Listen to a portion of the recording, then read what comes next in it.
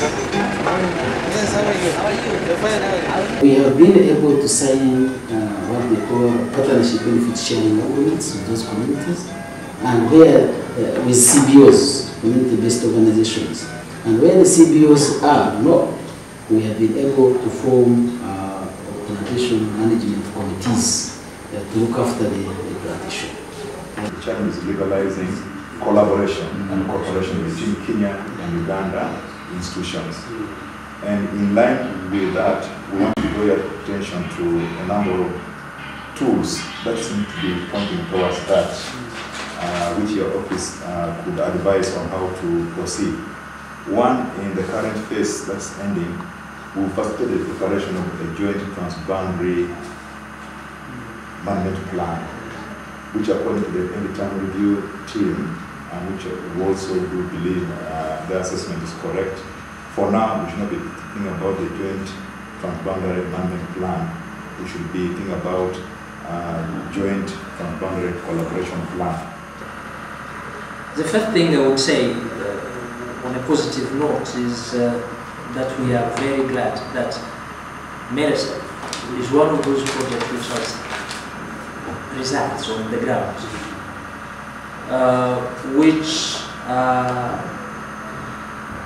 strives to address real issues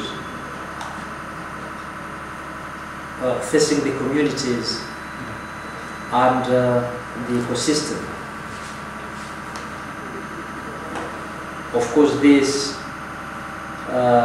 raises some more needs, and we can say it is still small compared to the magnitude of challenges we have to address. And therefore, we need to learn from what we have done, build on the achievement we have reached, to go higher in the coming phase. You have pointed out that beside the achievement we have some challenges, and it is true, we need to learn from the lessons we had and the challenges we faced. The scaling up problem or demand is still an issue, but it is the only way we need to go. We cannot stay at the same level. Yeah, on the partnership, I need to stress that this is a shared ecosystem. We need to manage it in a joint way. Those will certainly improve the collaboration between Uganda World Authority and Kenya World Service.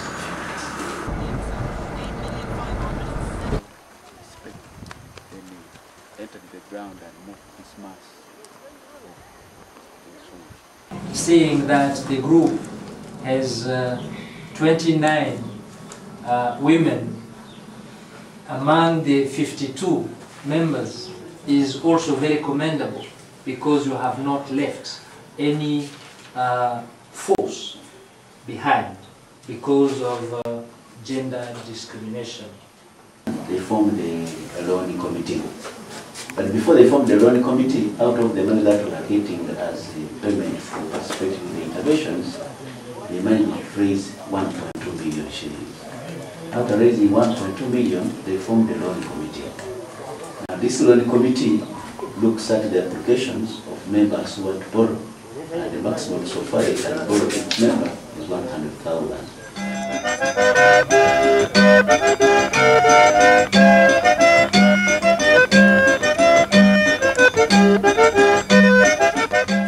Initially we used to have fire.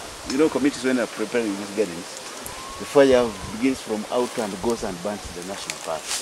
Now this CBO is preparing along also the last part of that kind is, now they are removing that trash so that fire from here does not cross over to the natural. Our activities as Lake Victoria Basin Commission in Mount Elgon is very important in terms of conservation and reversing the degraded environment, but also in terms of addressing the needs of people who have been encroaching, who live in the ecosystem, because otherwise, if they remain needy, they remain poor, although I don't like that word, they will continue encroaching. I've taken a lot of interest in the activities of capture wheat. A lot of interest. And what they are doing is commendable. Capture Farmer Association began in 2003. Just began as a group of 10 members. Among the activities we identify, we have dairy farming, that is keeping animals under zero grazing in 2005, agroforestry, banana and coffee management, apiary, soil and water conservation, horticulture. I'm very glad to hear that even before MERECP, UWA and other donors coming, you had started to work together, putting your efforts, some money together, and having ideas to promote yourself.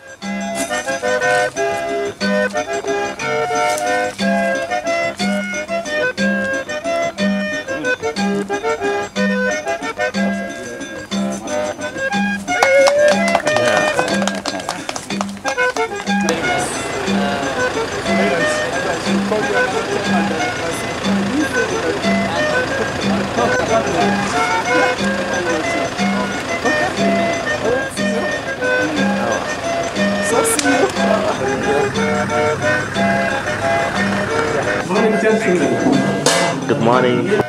I think what is putting all of us together is the belt of the mountain, which we all share and which we all intend to protect.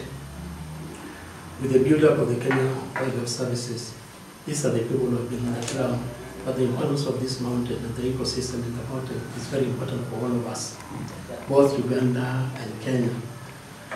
Most of our rivers in Kwanza district flows from this place, and really we need a lot of protection.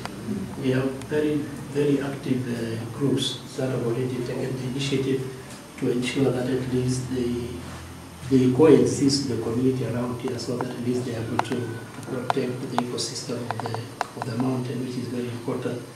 But much so is that it is important for all of us, that all of us share this very important natural resource.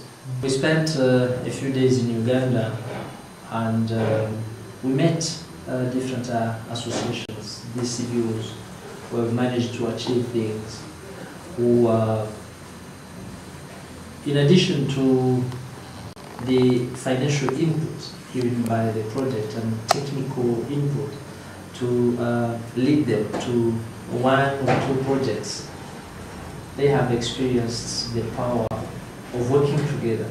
Plant more trees is now coming out very clearly due to the community members' demand for more seedlings. I'm Canisius Kanangire. I'm the Executive Secretary of Lake Victoria Basin Commission since 1st of June. I know this is one of the ecosystems which has faced a lot of challenges, and the human interference has been very drastic on the ecosystem, changing the whole dynamic of the ecosystem and exposing. There have been many issues listed in your presentation.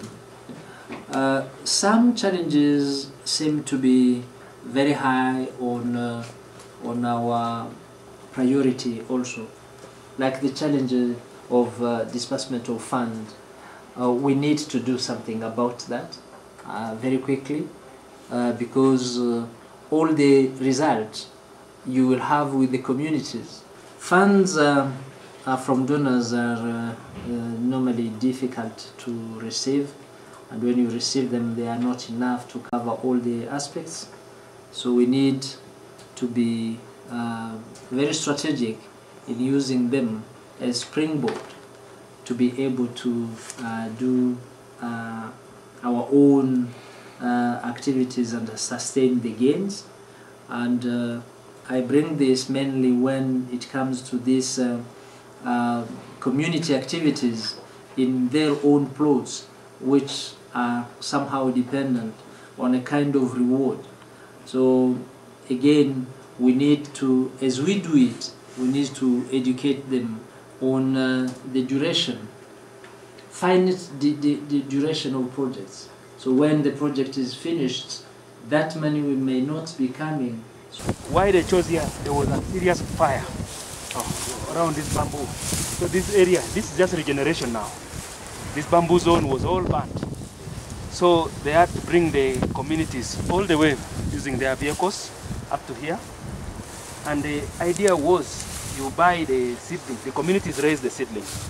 So the money for seedling costs goes to the community, into their account. Planting, still labor costs goes to the community. The role of KWS is basically supervisory now. So here we're charging, let's say $900 per hectare. So in this area, in total what they had done that year was for enrichment, planting, carbon sequestration was about 37 hectares. From the data they are having now is increased. So this is the Mutamayo zone, then there is the elephant platform zone nearer the communities, and then there is also another zone, about 4 or 5 zones. Now, KWS essentially have a park. This area would actually naturally regenerate if left to its own. You can see even the distance. But at that time, I think the warden people felt there was the fire. They wanted to do some assisted growth in this area, and this will. The good thing is they planted the tree species, podo, which you can see. Yeah. It's like the same tree species. The KWS got on a small portion because the park is a well-conserved area. This one need to buy the wild animals, the bushbacks, but because they are animals, we don't regret at all.